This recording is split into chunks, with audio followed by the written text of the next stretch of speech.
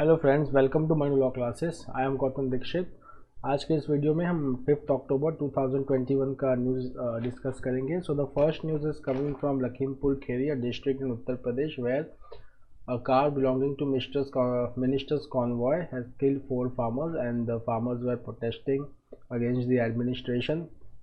So over here, the protesting farmers were pacified by Bharatiya Kisan Union leader, spokesperson Rakesh Tiket, and now there was the state government has decided to set up the judicial investigation in the event. Now the Supreme Court has lashed out at farmers group.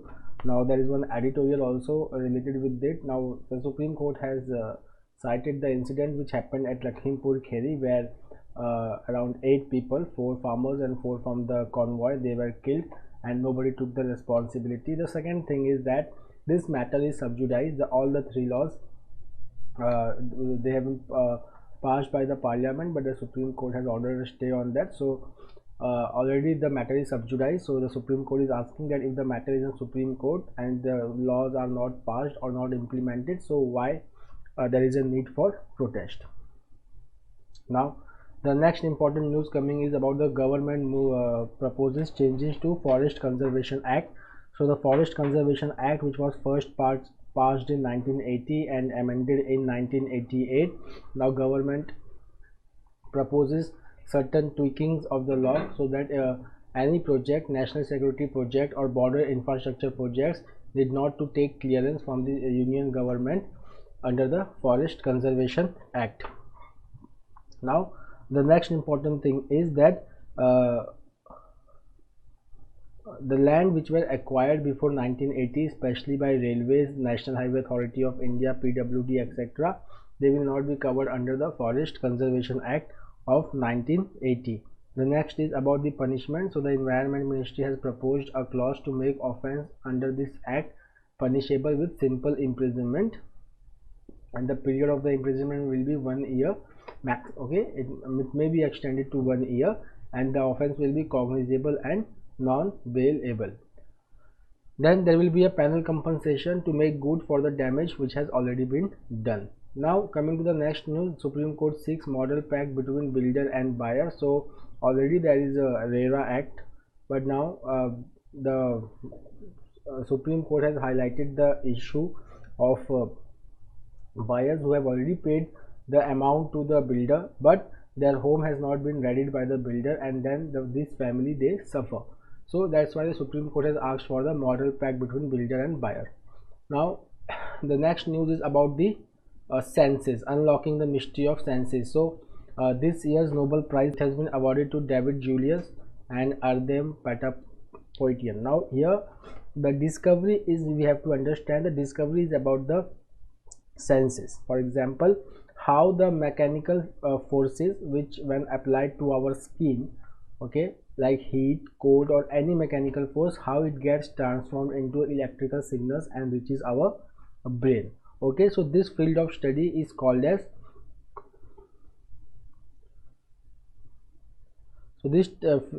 study is called as somatosensory. Now in this study the ability of organs such as eyes, ears, skin to see, hear and feel is studied. Okay, and now the application of this research is for developing treatment for wide range of diseases and conditions, which also includes chronic pain. Now Stalin, M.K. Stalin, who is the incumbent Chief Minister of Tamil Nadu, he has wrote to 12 Chief Ministers of 12 states regarding the abolishment of national eligibility cum entrance test. And now under this, the information which has been cited is that education comes under the state government, and they should be allowed to make laws related to education, and hence the NEET exam violates the provisions of federalism in India. Now holding Sri Lanka provincial pause. So now over here there is a discussion about two things, 13th amendment and 16th amendment. So 13th amendment, it was signed in 1988 and 1987 under the India-Lanka Accord. According to the 13th amendment, Sri Lankan government would had to pass the amendment to the constitution. Means it is the 13th amendment was passed for establishment of provincial councils in northern and eastern Sri Lanka, which is a Tamil majority area. Okay, so that is the 13th amendment. Now the 16th amendment is about the languages. Now in Sri Lanka, the only language which is official language is Sinhala, but 16th amendment provided that Sinhala and Tamil, both the languages will be the languages of court. So now over here, the demand of Tamil Nadu, Tamil National Alliance of Sri Lanka and India is also the passing of 13th amendment and devolution of political power to provincial councils. This has been one of the bone of contention between India and Sri Lanka. The next is about Shringla, Harshvardhan Shringla. He is our foreign secretary. Now he has pushed for projects and connectivity in Sri Lanka. Now in reading this news, we have to take into account the increasing influence of China in Sri Lanka, especially the Colombo Port City project. And when India and Japan, their contract was ended by Sri Lanka abruptly due to local protest for developing East Terminal. So now the talk is going on for making connectivity projects in Sri Lanka, and especially enhancing the connectivity of air and sea between the neighboring countries. Now the second talk is going on about $15 million grant for promotion of Buddhist ties, which is aimed at developing people-to-people contact linkages between the two countries. At the same time, there is a talk of connecting Colombo with Kushinagar Airport in Uttar Pradesh for Buddhist pilgrims. Now Pey Jal Sarvekshan. Now we have already read in the newspaper that Amrut 2.0 has been launched by our Prime Minister. Now Amrut 2.0, now it will focus on developing sanitation facilities and water city balance and grey water management in these 500 cities. So the full form of Amrut is, first of all, Atal Mission for Regeneration and Urban Transformation. It was launched by Prime Minister Narendra Modi on October 1st. Under this plan, water balance. Now see, Amrut 1, it focused on development of infrastructure in 500 cities. Amrut 2 will focus on development of sanitation facilities in these 500 cities. Now for development of this, there is a need for water balance plans to be created for all the services under Pey Jal Sarvekshan. The next is government promises probe into Pandora Papers. So we have already done yesterday that the International Consortium of Independent Journalists, they had conducted a probe and they came out with the Pandora Papers and revealed the name who have stocked their money in tax havens. And it is a series of paper. It is not the first paper by them. It is a series of papers. Earlier they published HSBC list, Panama Papers, Paradise Papers. Okay, and in that papers they revealed the name of those individuals from different countries who have stacked the money in tax haven. Tax haven का मतलब होता है कि वो जगह जहाँ पे पैसा रखने पे या पैसा डिपॉजिट करने पे कोई टैक्स नहीं लगता, जहाँ पे इन्वेस्टमेंट के लिए कोई टैक्स नहीं लगता, those are called as tax haven. अगर आप लोग ने G7 का अगर आप लोग ने ध्यान होगा आपको, तो G7 में इसी चीज़ को ख़त्म करने के लिए ग्लोबल मिनिमम कॉर्पोरेट टैक्स की बात हुई थी, जिसको 15% पर रखने की बात हो रही है. सो दैट कि टैक्स हेवंस में क्या होता है कि the taxes are so low that people they की stack their money over there. And the second thing is that tax havens they promote illegal transactions and crime and corruption. Okay, they flourish because of this tax haven. Now once the name has been revealed, now the finance ministry has formed a will form a multi-agency group to be headed by Central Board of Direct Taxes. It will have representatives from Information Enforcement Directorate, Financial Intelligence Unit and Reserve Bank of India to investigate the funds which have been stacked in tax haven.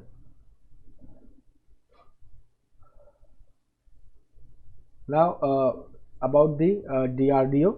So there are two policies, direct research policy and record management policy, which has been revealed by Defense Minister Shri Rajnath Singh. Now the Defense Minister also awarded DRDO Young Scientist Award for the year 2019, where 16 DRDO scientists under the age of 35 were awarded for their outstanding contribution. Now, no state can deny rupees 50,000 ex gratia according to Supreme Court. So, few days back, the Ministry of Home Affairs had filed an affidavit in Supreme Court announcing that rupees 50,000 ex gratia amount will be paid from State Disaster Reserve Fund to every person, to the next of kin of every person who have died because of COVID-19. Second, the disbursement will be done. मतलब ये पैसा State Disaster Reserve Fund में से allocate होगा, इसको disbursement मतलब इसको देगा कौन, इसको देने वाला का जो काम है, it will be done by district disaster management authority.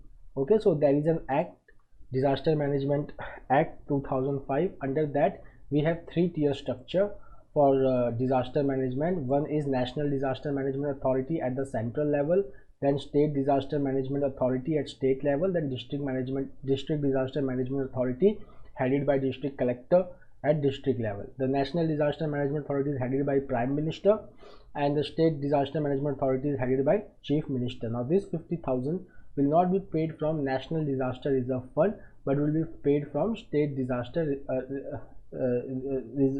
Response Fund. So now the second important thing is that there is a 30 days timeline within which all the disbursement should be settled. Okay, and the transfer will be made to Aadhaar linked direct bank transfer. The second is, it will be the job of direct level district level committees to deal with grievances regarding certification of death and issue of death certificate. The next important thing is that anyone who committed suicide after 30 days of testing positive, they are also eligible for, their family is also eligible for obtaining this rupees 50,000 ex gratia. Now, a good news is coming. Now, 70% of adult population in India, they have got first dose. If you will just see that around 90 crore individuals, they have got it. They have got the first dose, and 25% have completed both the doses. This information was revealed by Health Minister Mansukh Mandavia. Now, for the first time in India and in South Asia, drone-based vaccine delivery model was launched for Northeast India. Okay, so this drone will be used for distribution of vaccine in Manipur in Loktak area. It is made in India with the collaboration between ICMR and IIT Kanpur. Now, Manipur is the part of Purvanchal, it is a northeast region, and accessibility is a problem over here because of tough terrain. So the drone based vaccine delivery will help to expedite the process of inoculation. Now, about need to double infrastructure spending. So here the talk is going on about a Gati Shakti initiative. So Gati Shakti initiative, if you will see the Gati Shakti initiative, it is a rupees 100 trillion program which aims to boost economic development through building of infrastructure. So now over here, Economic Affairs Secretary Ajay Seth, he has said that we need to double infrastructure spending, and there is clear-cut role of private sector in boosting the investment in infrastructure. The second is that we already have rupees 111 lakh crore or 111 lakh crore national infrastructure pipeline, and the money for rupees 111 lakh crore is coming from national monetization plan that aims to raise rupees 6 lakh crore. Okay, these both are part of Gati Shakti initiative. Okay, now the next is about the power cost to stay high as imported coal prices soar. So see, we are doing this from past few days, that the coal stock with our power generation plant, with coal thermal power plant, is very less. Normally they should have at least the stock of coal of more than 2 weeks, but now they have very less coal stock. So because of this, they have to import the coal prices. Now the price of imported coal is very high, hence the power cost will increase in future. The next is that India, which imports 85% of crude, needs and 50% of its natural gas, has been left with very few choices as price surges again in the market. If we will see the Brent crude prices, so Brent crude prices has recovered to $79 per barrel. So the international prices are increasing, so the government has to pass this increased price to consumers, and hence the prices are not coming down. Brent crude future or Brent oil future, if you will ask, so it is a market mechanism for determining the cost of crude oil in North Sea. The next is about the United States trade representative, also known as Catherine Tai. She is going to start the trade walk with China, and in this trade talk, the phase 1 trade deal and its outcome will be discussed with China. Now, this phase 1 trade deal was between the then US President Donald Trump and China, where China had agreed to buy or purchase some of the goods from US sectors like agriculture, manufacturing, energy, okay, because of the rising trade war. But according to a report by Chad Bown of Peterson Institute for International Economics, China has filed short of its committed purchases in 2020 by 40% and will fall short by 30% in 2021. Now again, coming to the Nobel Prize, over here one thing is very important, that how this scientist studied the sensation mechanism of our nervous system, of our skin. So over here, if you will see, they have used a particular compound which is found in chili pepper, that is called as capsaicin. Okay, so capsaicin, when it is applied to a skin, it produces a burning sensation which helps to identify that which nerve sensors in the skin responded to the heat. Now again, continuing, it's sending the Chinese fighter jets into the Taiwan airspace. So China has sent now again 52 jets towards Taiwan, especially in response to Taiwan's application for joining the Comprehensive and Progressive Trans-Pacific Partnership. China is already the member of this group. Now if Taiwan joins, then it means that Taiwan and China are not same country. There is no single China in the world, but China always emphasized that there is only one China, and Taiwan and other special administrative regions are part of China. Then Kabul IS cell destroyed, says Taliban. So Taliban is saying that they have destroyed an Islamic State cell in Afghan capital Kabul after the attack on mosque which killed 5 persons. The next news is about new Prime Minister of Japan. So Fumio Kishida has been elected as the new Prime Minister of Japan, and Japan is also the member of Quadrilateral Security Dialogue, and important member or important ally of India, and has significant investment in India. Now coming to this needless escalation. So this is about the Lakhimpur Kheri incident, which is in Uttar Pradesh. It talks about escalation of violence and need for rapprochement. Over here, the most important things are the 3 farm laws which was passed by Parliament last year. So it is the Farmers Produce Trade and Commerce Promotion of Facilitation Act. This is the first act. The second act is Farmers Empowerment and Protection Agreement on Price Assurance and Farm Services Act, and the third is Essential Commodities Amendment Act. The Farmers Produce Trade and Commerce Promotion and Facilitation Act mandates that there can be more markets can be developed by farmers or by private players apart from APMC. So it gives more options to farmers to sell their produce where they want to sell the produce. They are not bounded on to sell their produce only in APMC. The second, which is Farmers Empowerment and Protection Agreement on Price Assurance and Farm Services Act, it promotes contract farming, and Price Assurance and Farm Services Act means it protects the interest of both farmers and private players according to the act. Then Essential Commodities Amendment Act, it removes the bar on stock holdings of essential commodities. Now the next is about the international groupings. Now in this article we are going to read about many international alliances, many international groupings, okay, and what is the point of view of author, whether it has benefited India or whether it has served its purpose or not. So we are going to read about this. Now the first paragraph is very, very important over here. Now see what it says is that the AUKUS, AUKUS, which is the Trilateral Security Pact between Australia, UK and US, okay, it reveals the hazard of group diplomacy. Group diplomacy का मतलब होता है कि छोटा-छोटा countries they come together and they then follow their own collective agenda, leaving other countries behind. For example, if you talk about AUKUS, it does not include France, but France is the member of NATO. So that has created a problem of friction between Australia and France on one side and US and France on the other side. Now it talks about the second example taking from India, that when the formation of SAARC was going to take place after the liberation of Bangladesh, so our then Prime Minister Indira Gandhi, she had anticipated that what problem a regional organization like SAARC can pose for South Asia. Now this is very important over here, that SAARC was proposed by the then Bangladesh President Zia-ur-Rahman.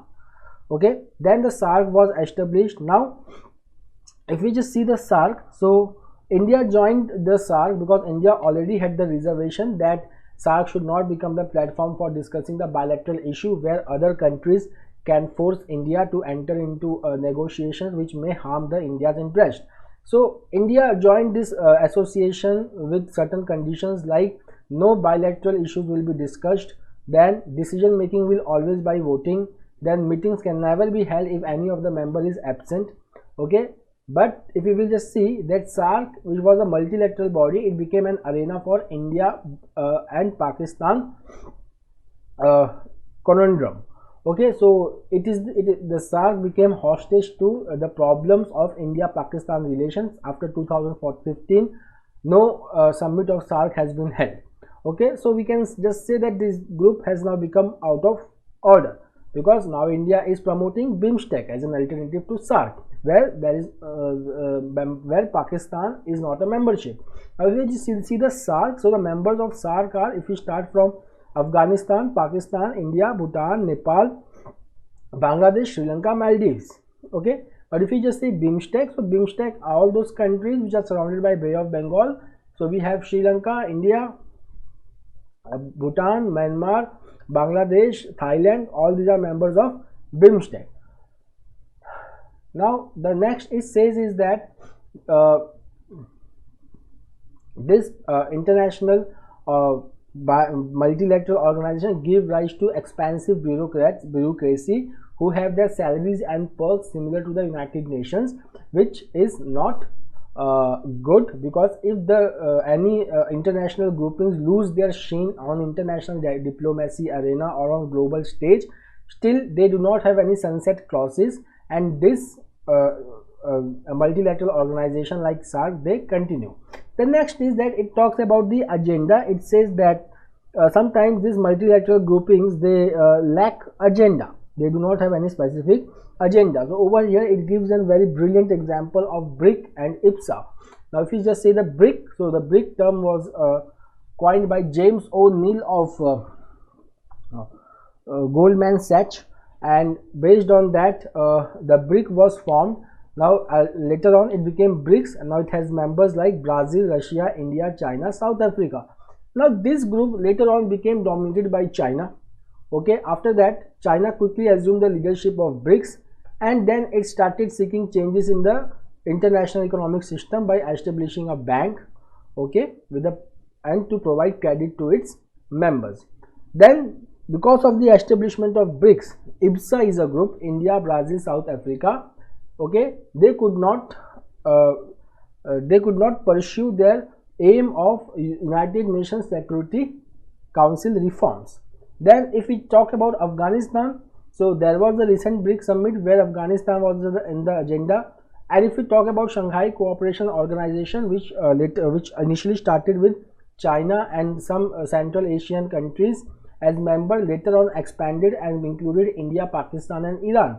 So because of the complexity of the worldview of these nations, no agreement on Afghanistan could reach at SCO. Second, that these platforms like Shanghai Cooperation Organization, where India and China both are members, it can lead to providing the platform where India and China can discuss their bilateral dispute, including the border dispute. But there has been no outcome on that front also.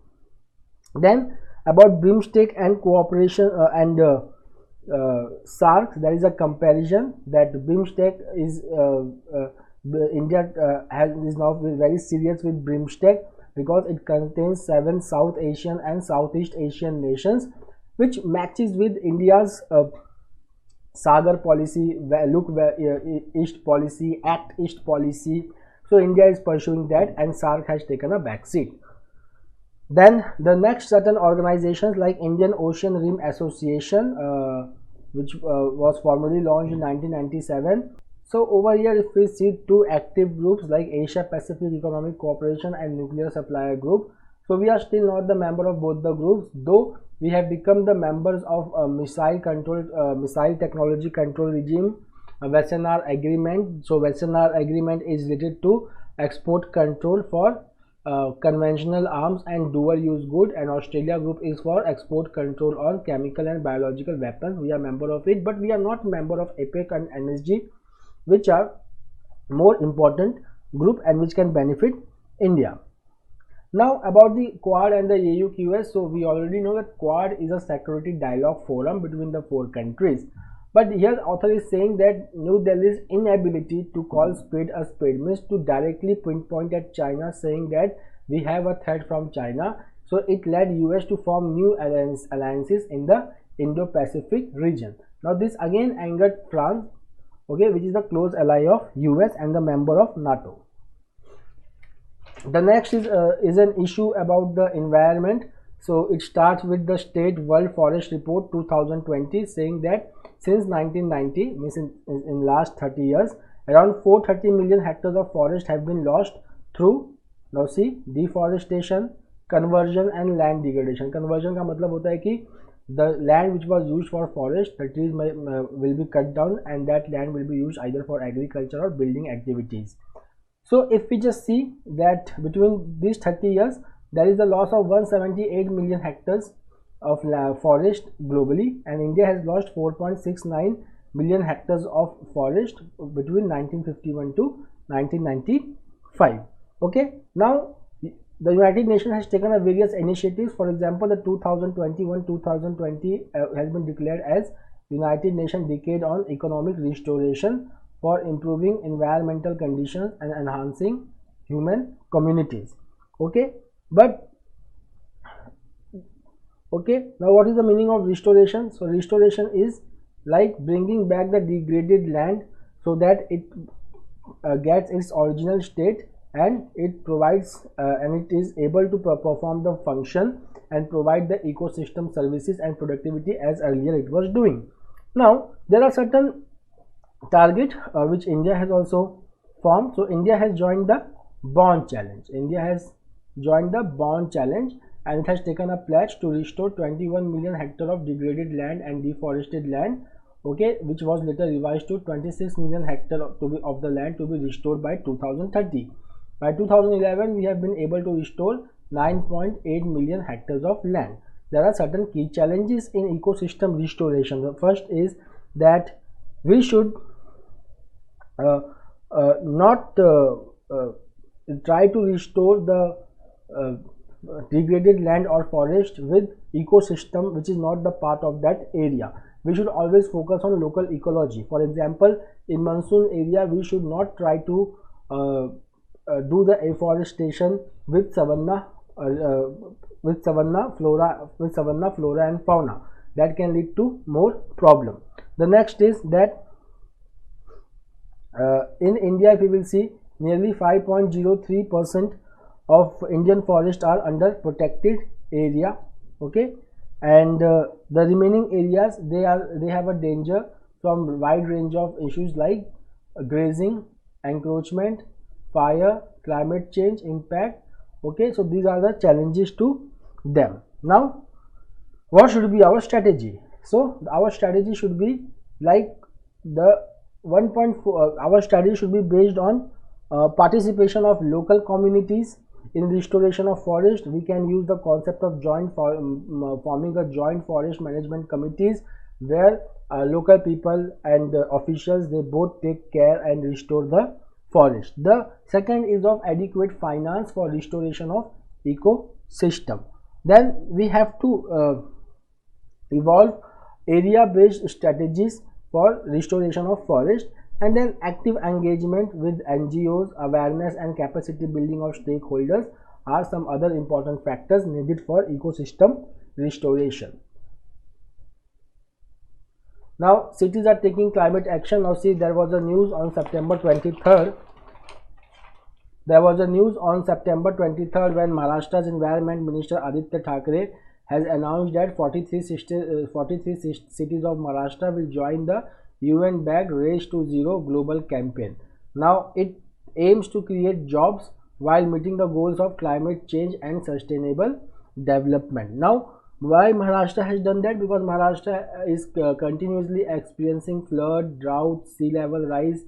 Okay, so these are some of the problems, and this is some of the problems not only of Maharashtra or Mumbai, they are now problem of most of the cities. So over here the authors are suggesting some solutions, like in Ahmedabad they have a heat action plan since 2010, and it has reduced the heat mortality, means death due to heat waves. Okay, now this HAP involves key government departments, NGOs, researchers and citizens, okay, who focus on high risk social groups like wage laborers, low income groups, women and elderly. Then infrastructure investment, okay, like example painting the roof white so that it does not absorb heat. These are some of the solutions which can be used. Then we have some nature based solutions like growing mangrove, okay, in the coastal areas like in Tamil Nadu. Then urban wetland management, example Bengaluru. Then there are certain bottlenecks, for example inadequate finances, lack of political will, okay, which constrains the developing the sustainable Indian city. The next is about transforming the cities by focusing on changing behavior and lifestyle. Now this article is about smog towers. So smog towers in Connaught Place has been installed. Now it takes the example from China to discuss it. Now it says that the smog towers may not be the problem for reducing the pollution in urban areas. So what we can do is that we can ramp up the investment in solutions to reduce air pollution. For example, we should expand air pollution monitoring in different areas so that we have the data of the air quality. Okay, the next is that we should focus on city level emission inventories, which must be updated periodically, means how much emission is being observed in different cities. The next is that targeted efforts to improve air quality for urban slum dwellers who have no access to clean cooking energy. Okay, and then the most important is the enforcement capacity by investing in people and system, okay, to reduce the pollution. Now this article talks about the power crisis in China. So the power crisis in China is because of the rising demand for manufacturing goods due to recovery in global demand.